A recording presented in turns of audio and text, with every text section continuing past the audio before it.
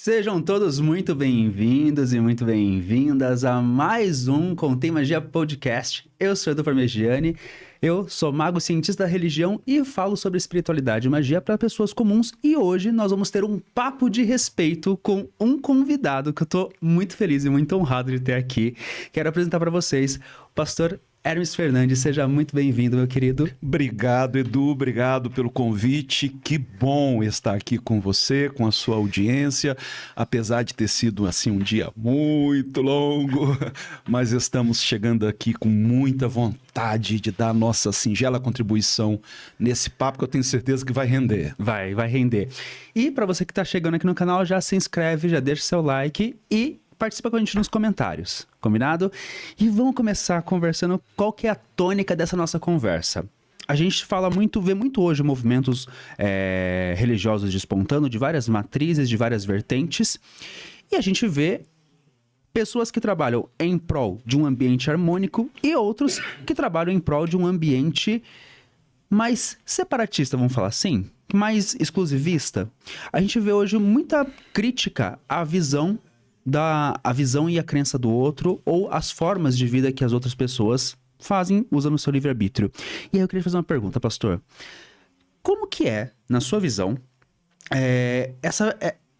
esse papel da religião como um todo, não somente do cristianismo, mas da religião como essa construção de um ambiente um pouco mais tolerante? É possível? Não só é possível, como é extremamente necessário. E como você sabe, eu sou um pastor, né? Eu tenho Cristo como o meu mestre, e um dos símbolos mais importantes da fé cristã é a cruz, né? Lugar aonde Cristo foi executado pelo Estado romano. Mas eu acho muito interessante que há uma mensagem subliminar na cruz, porque ela tem duas hastes, a haste vertical, a haste horizontal. A haste vertical é aquela que aponta na direção do sagrado, porque a proposta do Cristo era a reconciliação da humanidade com o seu Criador. Mas a haste horizontal aponta para a reconciliação entre todos os seres humanos.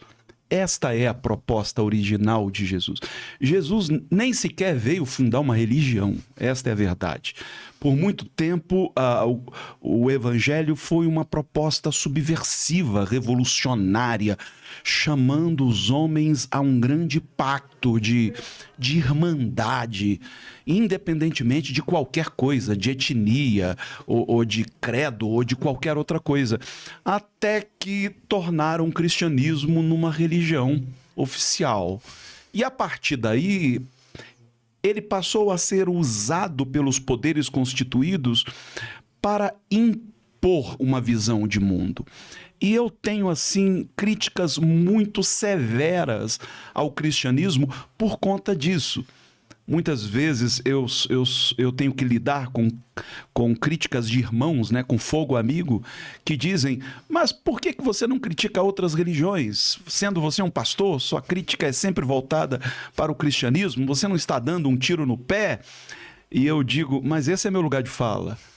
Eu não posso falar da Umbanda. Não é meu lugar de fala. Eu não posso falar do kardecismo, do hinduísmo, do islamismo.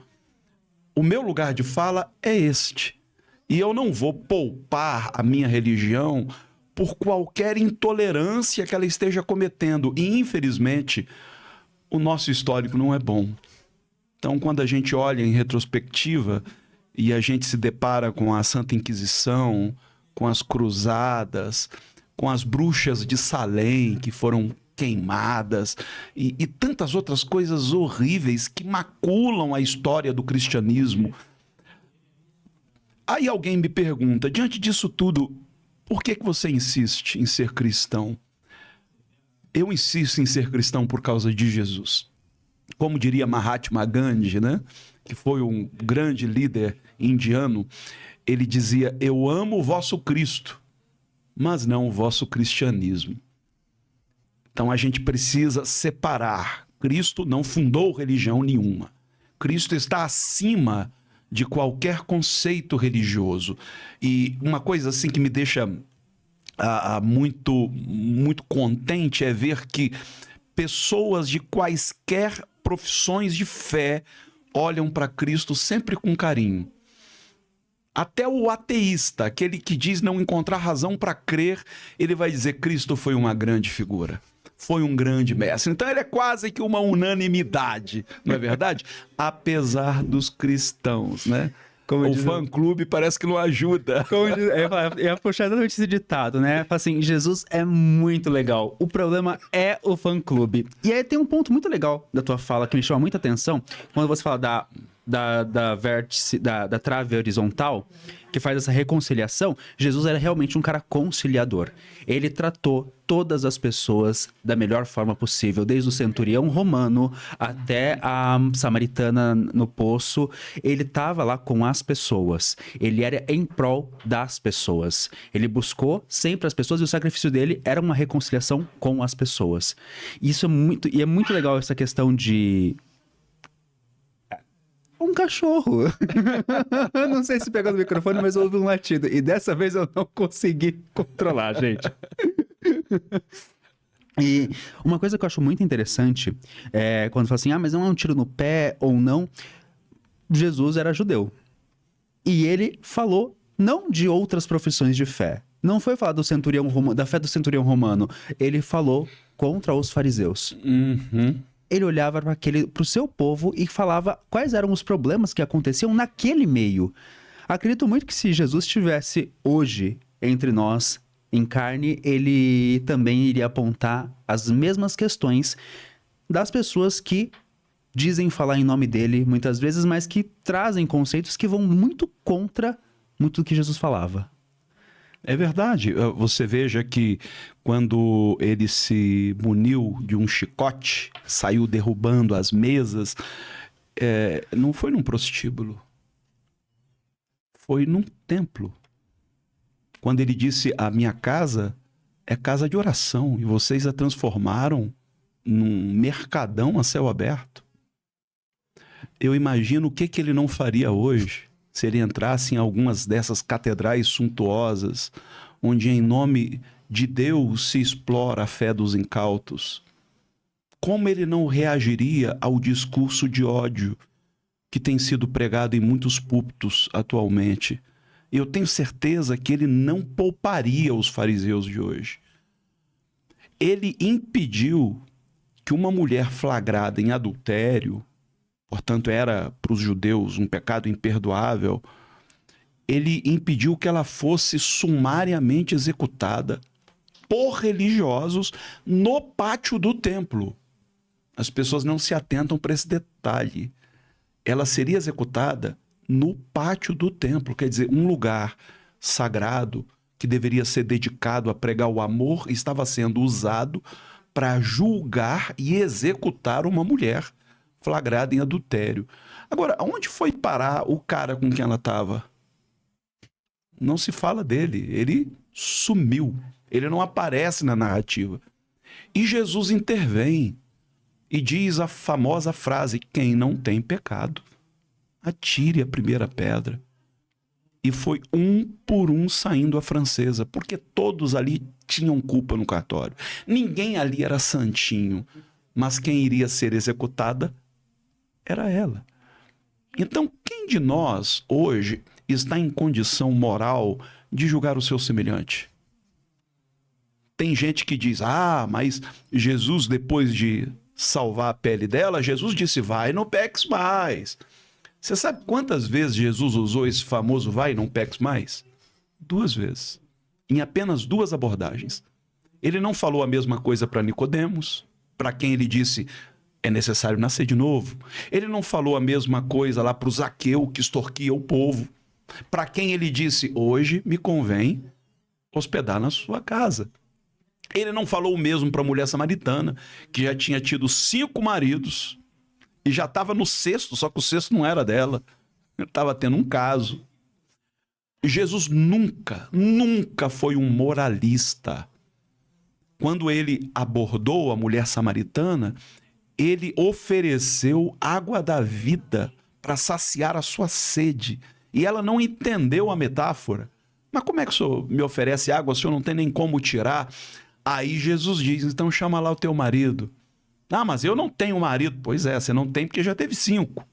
E já está no 6º que não é teu. Fica a impressão de que Jesus esteja encurralando ela. Não, Jesus está mostrando a ela de que sede ele estava falando. Que ela tentava saciar em múltiplos relacionamentos e não conseguia. Então hoje, o Jesus que está sendo pregado, eu não quero aqui generalizar, mas em boa parte das igrejas, infelizmente, é um Jesus tão diferente daquele que a gente encontra nas páginas do Evangelho. Porque o Jesus dos evangelhos é gentil, é cavalheiro, sabe? É cortês, ele agrega. Até as crianças, os discípulos tentaram impedir que elas tivessem acesso e Jesus disse, não, que história é essa? Deixem vir a mim as criancinhas, delas é o reino dos céus. Hoje nós encontramos um tipo de evangelho deturpado que segrega os gays, segrega aqueles que não professam os mesmos dogmas. Quer dizer, se você não pensa como eu, não vive como eu, você não é bem-vindo ao meu clube religioso.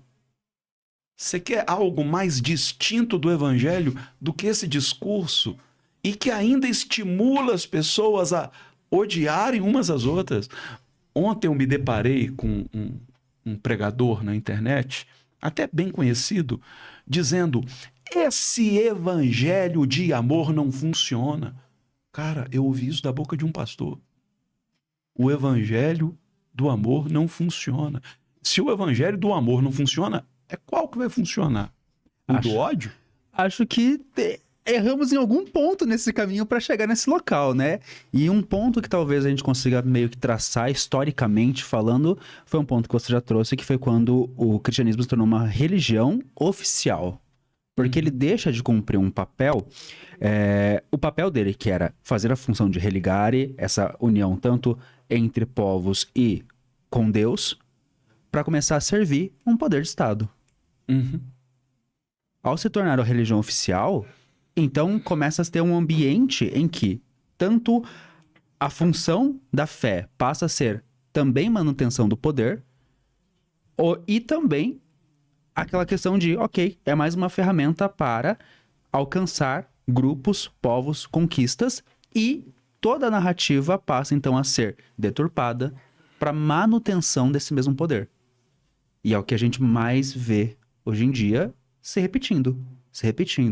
Você comentou de Jesus entrar no templo, derrubando, e a gente vê comércio sendo feito em igreja de forma assustadora. Na época que a gente passou pela pandemia, pessoas vendendo objetos por ofertas astronômicas, prometendo proteção contra o vírus. Tinha até um feijão que curava Covid.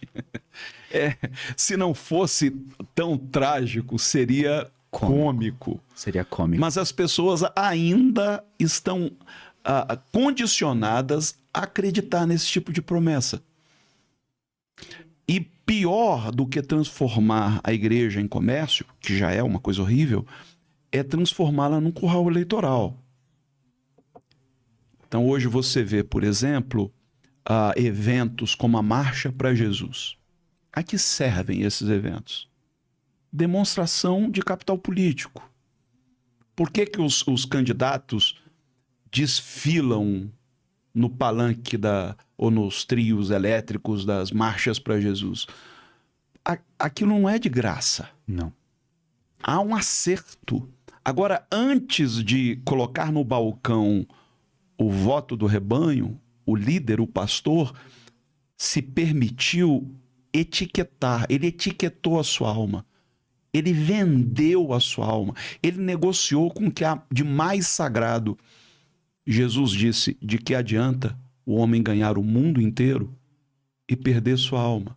Alguns desses líderes eu conheço desde o início. Meu pai foi pastor, meu avô foi pastor, então eu acompanhei o início de algumas denominações. Algumas passaram pelo meu pai, Alguns dos líderes mais proeminentes no Brasil hoje foram obreiros na igreja do meu pai. Alguns, inclusive, ordenados ao ministério pelo meu pai. Então eu posso dizer aqui, dar testemunho de que alguns começaram até com uma certa seriedade, querendo fazer um trabalho bacana, em que pese eu não concordar com os métodos, mas havia ali uma pureza de propósito. No meio do caminho, se perderam, porque se venderam. É o que eu chamo de prostituição cultica. O que é a prostituição? É você fazer por dinheiro o que você deveria fazer por amor. Então você subir ao púlpito a pregar, você pode até pregar a mensagem certa, mas se a motivação que te levou a subir ao púlpito não é a certa, aos olhos de Deus você está completamente errado, porque você está fazendo por dinheiro o que deveria fazer por amor. Agora eu lhe pergunto, Edu, você acha que Deus está fazendo vista grossa a tudo isso? Vai ficar barato? Não. Não vai ficar barato. Não vai ficar. Até porque, como cristão, eu acredito que haverá um acerto de contas. E esses caras vão ter que responder diante de Deus por toda a desgraça que eles promoveram. Se você me permite, ainda está em evidência aquela fala desastrosa do André Valadão. Eu dou a ele o benefício da dúvida. Eu quero acreditar que ele não teve a intenção de sugerir que os crentes saíssem por aí perseguindo LGBTs e matando LGBTs. Eu quero acreditar, do fundo do meu coração. Mas se você parar para pensar no que aquele tipo de discurso promove, pais que vão colocar filhos para fora de casa, igrejas que vão excluir membros, pessoas LGBTs que não vão encontrar espaço no mercado de trabalho e algumas vão acabar sendo empurradas para a prostituição. Quer dizer, algumas serão levadas a cometer um desatino contra a sua própria vida. Então você vai chegar à conclusão de que, ainda que a intenção não fosse imbuir os crentes do desejo de matar LGBTs, no fundo, é isso que aquele discurso gera. Jesus chama isso de morte. Você está sabotando a existência das pessoas. Isso também é matá-las. Você está estigmatizando as pessoas. Isso também é matá-las. A sociedade se comoveu, a sociedade se manifestou. Inclusive, muitos evangélicos se posicionaram, muitos líderes vieram a público condenando aquele discurso.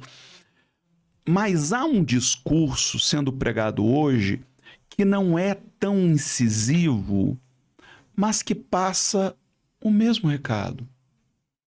De maneira um pouco mais elegante, sabe? Com mais traquejo, mas produz a mesma morte.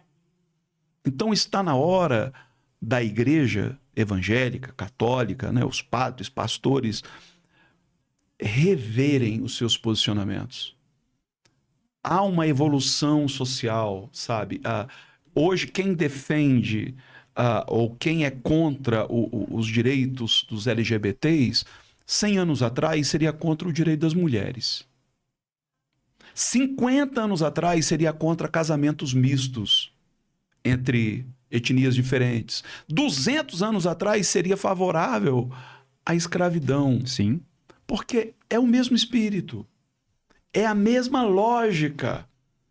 Se a gente conseguiu evoluir até aqui, de modo que hoje a mulher tenha os mesmos direitos, de modo que hoje pretos e brancos tenham os mesmos direitos e se casam entre si, a escravidão deixou de ser uma instituição, ainda é praticada, mas não institucionalmente.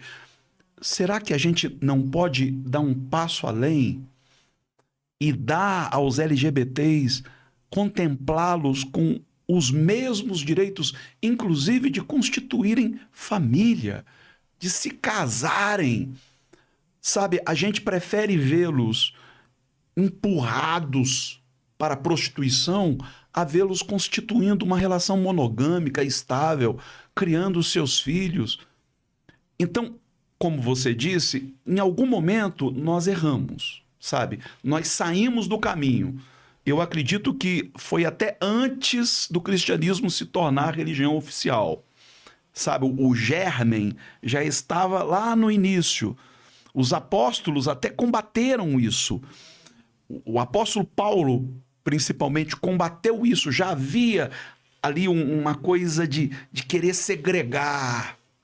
Por isso que Paulo vem aos Gálatas e diz que em Cristo acabam as distinções étnicas, sociais e sexistas. Ele diz, em Cristo não há homem nem mulher. Então, a distinção sexista acabou. Em Cristo não há escravo nem livre. Então, acabaram as distinções sociais. Em Cristo não há grego nem judeu. Acabam as distinções étnicas. E se ele escrevesse hoje, eu tenho certeza que ele incluiria: em Cristo não há hétero nem LGBT. Todos somos iguais em dignidade diante de Deus, apesar das nossas diferenças. Sim, e é muito incrível isso, né? Porque como realmente, por mais que às vezes seja sutil o discurso, ele leva a um local de muita dor e tem... Eu tive a minha vivência dentro da igreja, né? Quanto mais novo. E eu tentei suicídio. É mesmo? Com um homem gay, eu tentei Que suicídio. idade você tinha? Eu tinha 18. Meu Deus. E... não deu certo o ato, Não né? deu Tanto que eu tô aqui, né? Em carne e osso. Mas foram momentos difíceis, né? Para quem me acompanha mais na audiência já sabe, eu já contei um pouco da minha história, de todo o meu processo, passando por algumas religiões cristãs, um pai bastante homofóbico, que quando ficou sabendo que eu era gay, ele veio para me agredir, foi minha madrasta que segurou ele, e ele me colocou na igreja para ser curado. Então foi momentos de muita pressão. E a gente vê essas pessoas em posição ainda sustentando muito desse discurso, como você comentou. E como você falou, a gente tem... esses discursos têm tirado vidas, né? A expectativa de vida de pessoas trans no Brasil é de, se não me engano, 34 ou 35 anos de pessoas trans. E são pessoas que estão mais à margem, mais empurrados à prostituição, ao uso ilícito de substâncias de drogas, e estão mais vulneráveis, são postos para fora de casa. Então a gente vê como a manutenção desse discurso tem prejudicado cada vez mais as pessoas, principalmente da comunidade LGBTQIA, que a sigla é grande, LGBTQIAPN+. E é importante a gente trazer como você falou assim, realmente, teve um momento em que começou a se desviar de uma ideia que vinha com Jesus. Mas é importante a gente tentar buscar essa correção de rota. Porque como você mesmo falou, a gente já usou a própria Bíblia para justificar escravidão, racismo, tirar direito das mulheres. E a gente conseguiu rever isso e dar passos positivos em direção a isso. De colocar algo, como você comentou, Paulo falou, todos são iguais perante Deus. Não há distinção. Então, quando a gente começar a conseguir olhar, mesmo sendo pessoas diferentes, se a gente conseguir reproduzir essa visão de que todos nós, apesar das nossas diferenças, somos iguais, acredito que o ambiente de construção de respeito se torna mais fácil. Porque é possível respeitar. A ideia de trazer aqui pessoas de diversas religiões pra gente conversar sobre respeito foi dessa ideia, desse desejo de falar, a gente pode conviver sendo pessoas diferentes, com visões diferentes. É possível estabelecer diálogo e respeito. Eu acredito muito nisso. E ter bons exemplos para falar sobre respeito, sobre como que a gente pode exercer a nossa fé num ambiente respeitando outras formas de fé, outros jeitos de viver, é possível. Então a ideia de começar a convidar pessoas como você aqui foi de isso. São pessoas que eu vejo que são bons exemplos. Bons exemplos que a gente pode ver de pessoas que estão falando de respeito, falando de amor, falando de uma conexão que vai além do eu concordo ou não. Tá tudo bem, você pode discordar. Mas você não pode tirar a humanidade dessa pessoa, animalizá-la, distorcer a visão e parar de tratá-la como um ser humano, que merece tanto respeito. Nem demonizá-la. Nem demonizá-la. que acontece muito, infelizmente, principalmente quando se trata de religiões de matriz africana. Um dos vídeos meus, que eu faço aquelas caixinhas de perguntas, né? E um dos mais assistidos, deve estar com 1.300.000 visualizações, é aquele em que eu digo, Exu não é diabo. Porque me perguntaram, Exu é diabo? Eu falei, o diabo, em outras palavras, o diabo é nosso. O diabo é cristão, enquanto conceito. Não estou falando que o diabo se converteu, não. Mas, enquanto conceito, ele é cristão. Ele não cabe dentro de outras cosmologias, de outras mitologias. E alguém até me criticou por me referir à mitologia iorubá, dizendo, vem cá, e o cristianismo também não é mitologia? Toda religião tem sua mitologia. O cristianismo tem a sua mitologia. E as pessoas, às vezes, não sabem distinguir entre o que é mitologia e o que é mentira. Mitologia não é mentira. É apenas um conjunto de metáforas e de histórias, de arquétipos que visam passar alguma lição muito importante. Então, quando, por exemplo, a gente fala de uma serpente falante, né, oferecendo o fruto proibido ao primeiro casal, há quem faça uma leitura literal do texto, mas é uma literatura mítica, não há nada de literal, cobras não falam, mas há um sentido ali naquela narrativa. Sim. E às vezes a gente para só na narrativa e não busca o que subjaz a ela, qual o sentido que ela enseja nos passar. Então, voltando aqui à questão do Exu, o Exu pertence a outra mitologia, não é a minha. Então não adianta eu querer, em nome de um sincretismo, associá-lo à figura do nosso diabo, do diabo judaico-cristão. Aliás, cristão, porque o diabo judaico também é diferente do diabo cristão. O diabo cristão é uma construção que se deu ao longo dos séculos, com muito sincretismo. Então a gente, por exemplo, deu um tridente a ele. Não existe tridente, não tem nada a ver diabo com tridente, mas a gente criou essa associação. A gente colocou chifres, a gente colocou uma cauda pontiaguda, a gente o tingiu de vermelho e o fez síndico do inferno. E nada disso tem respaldo nas escrituras. É tudo criação do gênio humano. E a gente erra não por criar essas coisas, porque isso faz parte. A gente erra quando quer associar uma criação nossa àquilo que pertence a outras tradições. Então, se eu devo respeitar um umbandista, se eu devo respeitar um candomblessista, eu tenho que respeitar também a sua cosmologia, as suas crenças. E não apenas respeitar, eu tenho que estar aberto até a aprender com eles. Você sabe que eu tive a alegria de 2 anos atrás, vai fazer em setembro 2 anos que nós nos casamos, e eu tive a alegria de ter como padrinhos da minha esposa 2 colegas psicólogos, nós somos psicólogos também, né? E formam um casal homoafetivo. Um é católico, o outro é pai de santo. E foi a coisa mais linda, porque todos os casais entraram de braços dados, e quando chegou a vez deles, eles deram os braços e entraram no cortejo. Foi lindo. Depois ele me envia uma mensagem, esse que é pai de santo, falando o que é o casamento dentro da tradição iorubá. Nos arrancou lágrimas. Falei, gente, que coisa linda. Então a gente tem que ser capaz de enxergar beleza no que foi produzido para além das fronteiras da nossa própria religião.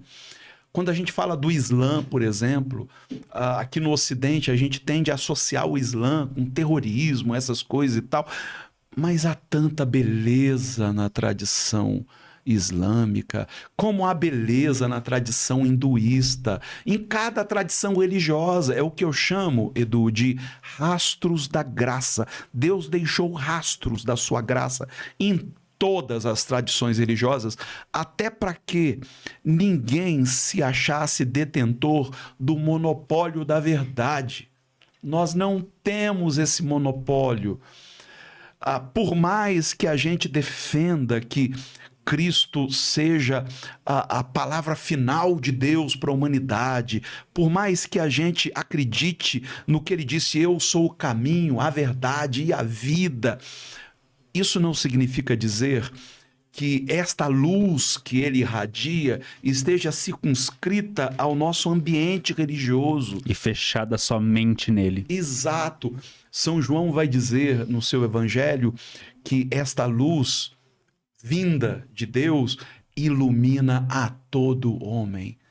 Então, se você encontrar hoje uma tribo, sabe, que nunca travou qualquer contato com a civilização, né? Como a gente gosta de dizer, lá no meio da floresta, a luz do Logos divino, do Cristo, que existe antes da fundação do mundo, essa luz certamente os alcançou.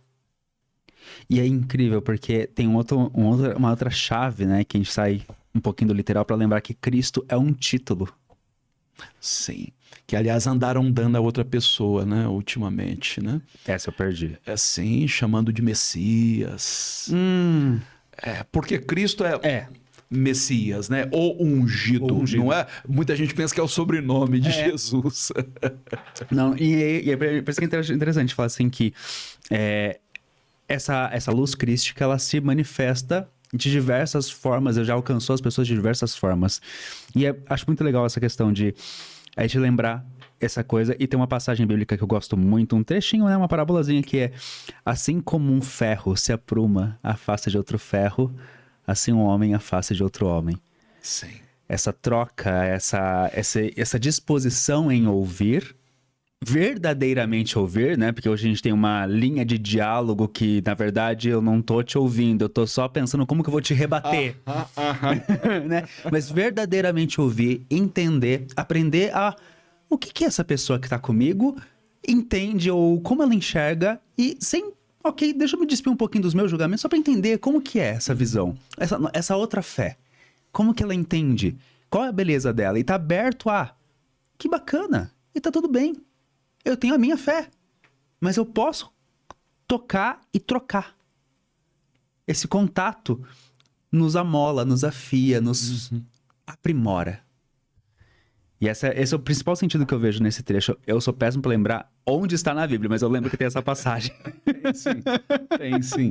Veja, Jesus, como você disse no início do nosso papo, ele elogiou a fé de um centurião romano. Qual era o credo desse centurião? Ele provavelmente adorava os deuses do panteão greco-romano. E Jesus diz, eu nunca encontrei tanta fé, nem em Israel. Eu imagino os fariseus que ouviram isso, como eles ficaram. Não é possível uma coisa dessa. E outra coisa também muito interessante é como Jesus lida com os samaritanos. Eu acho isso fantástico. Porque os samaritanos eram desafetos dos judeus. Ainda nos dias de Jesus era criança ainda, quando um samaritano profanou o templo em Jerusalém, sacrificando um porco lá dentro. E a partir daí, a hostilidade entre judeus e samaritanos cresceu drasticamente, a ponto de os judeus, homens, todos os dias, quando acordavam, oravam dizendo, graças te dou, Adonai, por não ter nascido mulher, cão, nem samaritano. Olha que loucura. Loucura mesmo.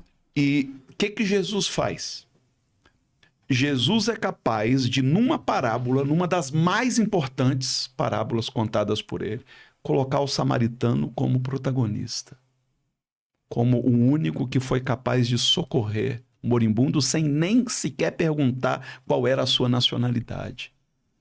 Eu lembro quando Jesus vai chegando com os discípulos numa aldeia samaritana, e essa aldeia, sabendo que eles estavam indo para Jerusalém, se recusa a recebê-los, 2 dos seus discípulos, Tiago e João, sugeriram, Senhor, que tal orarmos para que Deus mande fogo do céu e consuma esse povo? E eles ainda citam as Escrituras, como Elias fez. Elias não orou e Deus mandou fogo do céu? Então a gente está respaldado na Bíblia. Tem muita gente respaldada na Bíblia disseminando ódio. E Jesus diz a eles: de que espírito vocês são, afinal? Eu não vim destruir os homens, eu vim salvá-los. Olha que coisa fantástica. O fato de Jesus ter sido flagrado conversando com aquela mulher na beira do poço, o mais grave não era ela ser mulher. Ela era ser samaritana. Como Jesus, ele consegue transpor as ideias preconcebidas que os judeus tinham dos samaritanos. E quando alguém queria xingar Jesus, dizia que ele estava endemoniado, tinha nele o espírito de Beelzebu e que ele era samaritano. E é interessante que ele se defende da acusação de estar com Beelzebu. Ele diz, como é que pode um reino dividido subsistir? Se eu expulso demônios, não é por Beelzebu, é pelo poder de Deus. Mas em momento algum ele se defende da acusação de ser samaritano. Por quê? Porque ele não ia querer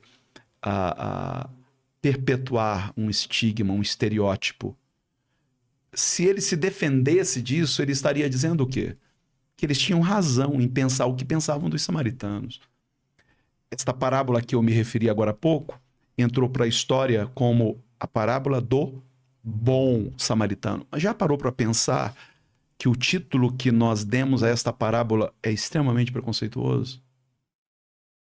Porque é como se ele fosse uma exceção. A gente reforça o estereótipo. Samaritano vale nada. Aquele sim, aquele era bom. E não era isso que Jesus ensejava fazer. Seria hoje eu contar a parábola do bom LGBT. Por que o bom? Porque os demais não prestam? A parábola do bom bandista. Porque os demais não prestam? Então a gente tem que ter cuidado até com aquilo que a gente diz, sem a intenção, mas que traz o germen do preconceito. Que é responsabilidade sobre a nossa fala.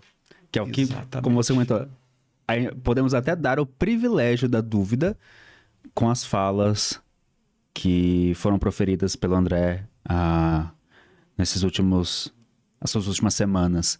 Mas, por mais que não fosse a intenção, o germe que vem e que contamina é problemático. Exatamente. É muito... E aí, eu tenho uma pergunta que é... Aí, talvez agora, aquele momento... Tentarei não ser cancelado na internet. Qual o papel do líder espiritual, de maneira geral, hoje? Quando a gente fala Porque a gente vê, principalmente essas pessoas que sobem e chegam num local em que tudo agora se torna uma manutenção de poder. E a função de alguém que assume a liderança para fazer um processo de guiança é completamente diferente do que acontece em vários locais por aí. A gente tem péssimos exemplos, felizmente temos bons exemplos de buscar trazer uma consciência e uma conexão com o divino que parte da própria pessoa, e não mais como eu sendo um canal de intermédio. Porque Jesus, ao morrer, rasga-se o véu do templo, para que todos tivessem esse acesso. E aí a gente vê que existem, principalmente as pessoas que usam das escrituras para o próprio benefício, para um controle de grupo. Que aí, resgatando quando você comentou sobre o rebanho. Vira um rebanho de massa, tanto para posições políticas, ou às vezes simplesmente para manutenção de talvez, sei lá, desejo de poder que essa pessoa tenha, ou sei lá, qualquer deturpação que possa acontecer. E ela sai dessa função de eu, no local de guiança, para eu como o novo mensageiro. Qual o papel hoje de quem assume o processo de guiança? Qual a atenção que seria necessária?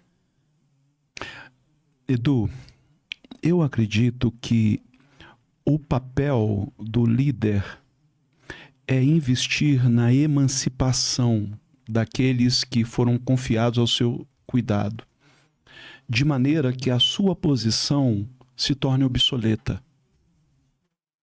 Ele não pode se apegar à posição, porque, caso contrário, ele está indo na contramão do que Jesus ensinou. Jesus disse aos discípulos, entre os gentios, eles disputam para ver quem manda mais. Entre vocês vai ser diferente. O maior vai ser o menor. Foi quando Jesus se despe na frente dos discípulos,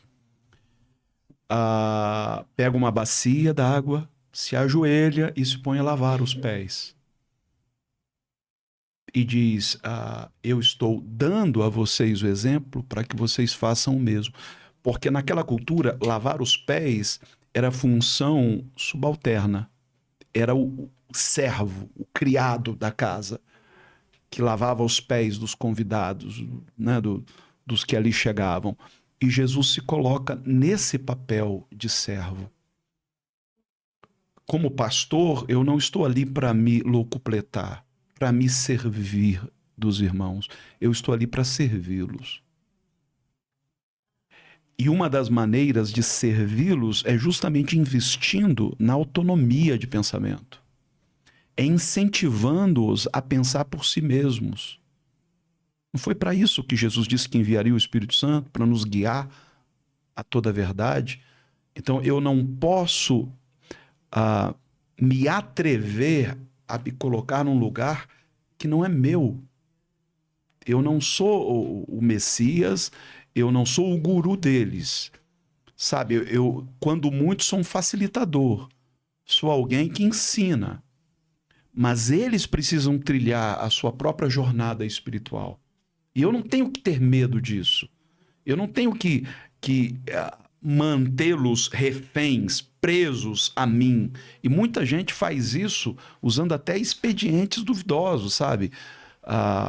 Faz isso com ameaças, com chantagem emocional, sabe? Aquela coisa do não toqueis nos meus ungidos. Quer dizer, o pastor, ele é incontestável. O que ele diz ali é Deus falando. Você não pode questionar. Ele se coloca numa posição como se as pessoas lhe passassem uma procuração para que ele decida por elas, ele pense por elas. Pode até ser que isso dê certo. E dá. A prova está aí. Os caras estão reunindo multidões. Mas isto é certo? Isto é ético? Sabe, levar as pessoas a votarem no candidato apontado pelo pastor, isso é correto? Instigar as pessoas a odiarem pessoas de outras crenças, isso é correto? Fazer com que elas enxerguem o vizinho como um rival de outra fé, de outra religião, ou um campo missionário, sabe, a ser conquistado, fala-se muito disso, né? Até o linguajar é colonizador. Você tem que conquistar o mundo para Cristo. Cristo não quer que ninguém conquiste nada para ele. Até porque tudo é dele, sabe? Eu não tenho procuração de Deus para conquistar, para fincar a bandeira e dizer agora é de Cristo. Essa coisa de o Brasil é do Senhor Jesus. Que meninice, que bobagem. Como se isso enchesse os olhos de Cristo. Não encheu quando o diabo tentou ele lá no deserto, ó, tudo isso te darei, se prostrado me adorares. Ele deve ter rido. Olha o que você está me oferecendo, cara. Você acha que eu quero alguma coisa? Quer dizer, as riquezas deste mundo não enchem os olhos de Cristo, mas infelizmente enchem os olhos dos seus seguidores. Infelizmente. E essa questão de assumir esse local como guru, vamos chamar de guru, essa posição apesar, por você ser pastor, você vai sempre olhar, mas isso acontece em diversas denominações. É uma constante de como o poder é tentador para as pessoas. Principalmente quando você assume uma posição de hierárquica. Vamos chamar de hierárquica, né? Uma posição de liderança. Dentro das minhas andanças pela fé, eu também já estive dentro de terreiros de Umbanda. E tem muito desse tipo de ameaça de... se você sair, as entidades vão te cobrar. Vão cobrar do quê? Essa é a pergunta. É lógico, mas não é um serviço? Não era para ser um local de servir? Então por que vão cobrar? Por que vão me perseguir? Vão atrapalhar os meus caminhos? E esse tipo de ameaça acontece em diversas denominações, né? Então eu na época de terreiro, cheguei a ouvir isso. De que, se você não for, as entidades vão te cobrar, a tua vida vai parar de fluir, de andar. Mas não me fazia sentido num ambiente em que também se fala de amor. Não é lógico. E a autonomia do ser humano e a sua liberdade e seu poder de decisão de falar assim, não quero. Por que eu tenho que tirar o meu poder de escolher o que eu vou consumir? O que vai ser bom pra mim? E a gente vê esse movimento de controle de massa sendo feito é um desejo de posse, de poder. E aí acho que entrou a chave, você deu a chave. A função deveria ser tornar-se obsoleto. Mas quem é que quer se tornar obsoleto? Quem quer se tornar obsoleto? Esse é o ponto. Esse é o ponto. E aí eu acho que falta muita terapia, né? Pra gente se sentir bem, sem precisar que o outro valide quem nós somos, né? Você citou aí a Umbanda, e eu já não posso falar, porque não, de fato eu nunca tive nenhuma experiência. Mas eu sei que esse é um expediente comum a muitas religiões, né? Em toda religião tem gente boa e tem gente que se aproveita. Em todas elas. Em todas.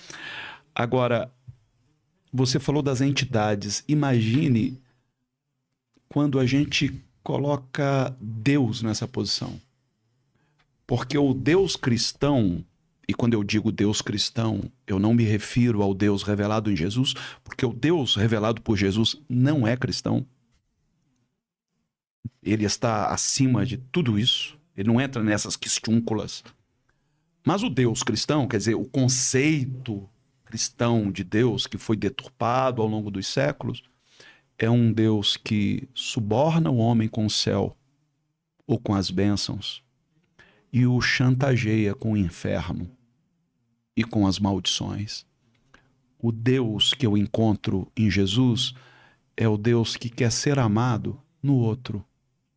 É o Deus que não faz nem questão de aparecer, que não faz nem questão de ser retratado numa imagem, porque ele decidiu que a maneira única de amá-lo é amando-o no outro. Jesus disse que no último dia, quando todos os seres humanos comparecerem diante do tribunal de Deus, ele dirá a uns: vinde, benditos do meu Pai, recebei por herança um reino que vos está preparado desde antes da fundação do mundo, porque eu tive fome e me deste de comer.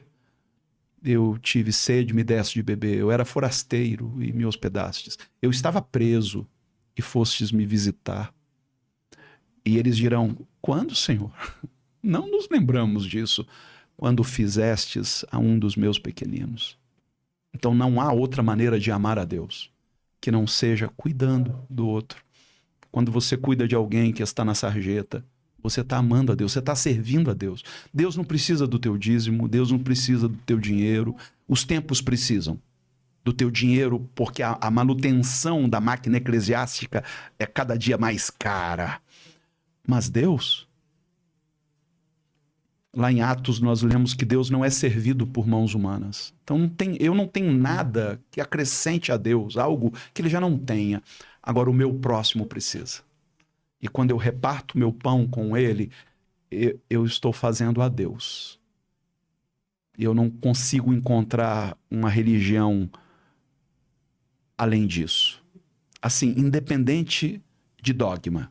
Por isso que São João diz na primeira epístola, aquele que ama conhece a Deus. Então, para mim, se você professa a fé umbandista, candomblecista, hinduísta, budista, para mim não importa. Se você ama, então você conhece a Deus. Às vezes alguém me procura e diz: pastor, eu sou ateu, tal, mas eu gosto muito do que você fala e tal. Eu falei: vem cá, você acredita no amor? Acredito. Então você é um ateu meia boca. Porque se Deus é amor, o amor é Deus. Se você acredita no amor, você pode não acreditar na divindade, conforme descrita pela teologia, mas você acredita no amor, então você acredita em Deus. Não numa definição teológica, mas nesse Deus que é tudo em todos. E se a gente se conecta com esse Deus, a gente consegue criar essa tolerância que a gente começou a conversar aqui. Sem dúvida. Esse respeito, cuidado, esse olhar ao próximo, humanizando ele, é possível se a gente se conectar com Deus, através dessa visão. Fantástico. Me lembrou uma poesia que eu vi na internet. Era uma moça narrando, eu vi um vídeo, e ela começa assim, hoje eu vi Deus.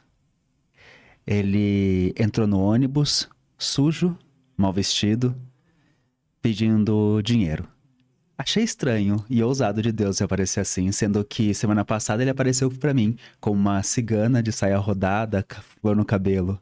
E na semana anterior, eu vi ele num menino que tinha acabado de passar na faculdade. E ela vai narrando várias experiências em que ela foi vendo Deus na face das pessoas à volta dela.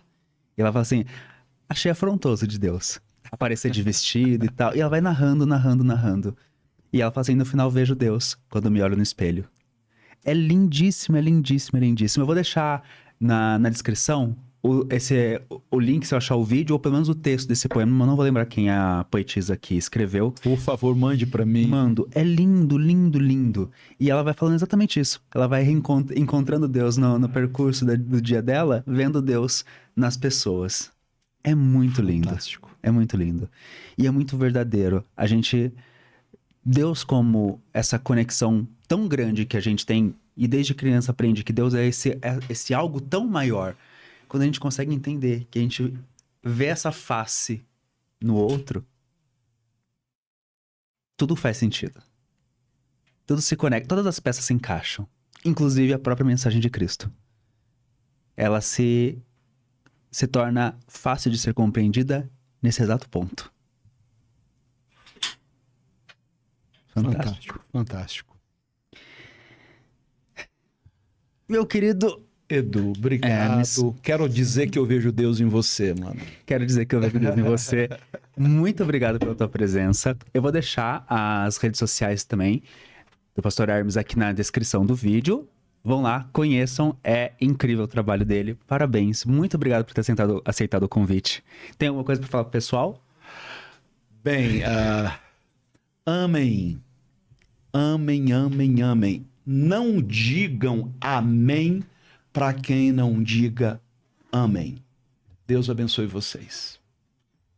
E aí eu tenho uma tradiçãozinha aqui de aos convidados presenteá-los. E o meu regime como fica? Aí a gente divide no decorrer, faça durar 3 meses. É uma forma de Deixa eu só avisar a minha esposa que é meu, tá? Quem ganhou fui eu. Eu não quero colocar contendo aqui, não. Mas, por favor. Mas Jesus ensina a repartir. Para adoçar, tão doce quanto foi esse papo. Obrigado. Muito obrigado muito pela tua bom. presença. Edu, parabéns pelo seu trabalho. Obrigado pelo carinho. Obrigado a toda a equipe.